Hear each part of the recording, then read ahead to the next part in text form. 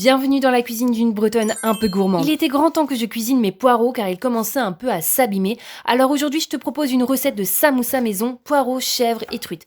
Tu vas voir, ça va être excellent. Première étape, tu vas venir couper ces poireaux en fines lamelles. Je n'ai pas mis le verre du poireau car je le conserve pour me faire un petit bouillon d'église. Ensuite tu vas venir ciseler une échalote et la faire revenir dans une poêle beurrée. Bon, moi je les avais zappés, je les ai donc mises après. Tu ajoutes le poireau et laisse mijoter 10 minutes à feu doux en mélangeant régulièrement. Puis ajoute de la crème. En alternative, tu peux mettre du lait de riz aussi. C'est ce que j'utilise régulièrement car j'ai tendance à développer des problèmes de peau quand je mange trop de produits laitiers. Tu assaisonnes bien évidemment. Puis seconde étape, prépare la truite. Tu la coupes en petits morceaux et tu viens préparer une petite marinade à base de sauce soja, de gingembre frais et de graines de sésame. Laisse reposer au frais. Puis j'ai réalisé 2 sauces. Oui, pourquoi choisir? À la base, j'en avais prévu qu'une seule, mais au cours de route, j'ai eu une idée. La première est à base de fromage blanc. J'en avais dans le frigo et pour ne pas le perdre, j'ai voulu l'utiliser. J'ai ajouté de l'aneth, du jus de citron vert qui me restait, un peu de miso pour tester et un peu d'algues séchées. Puis j'ai fait une deuxième sauce avec la sauce des poireaux que j'ai enlevée pour éviter de trop mouiller les samoussas, ce à quoi j'ai ajouté un peu de thym, tout simplement. Puis tu vas venir faire tes samoussas. Pour ça, tu coupes ta feuille de brique en deux et tu ajoutes un peu d'huile à l'aide d'un pinceau et tu vas venir mettre un peu de farce sur le côté comme sur la vidéo. D'abord le poireau, puis le saumon, puis un bout de fromage de chèvre. Et tu plies pour former un triangle.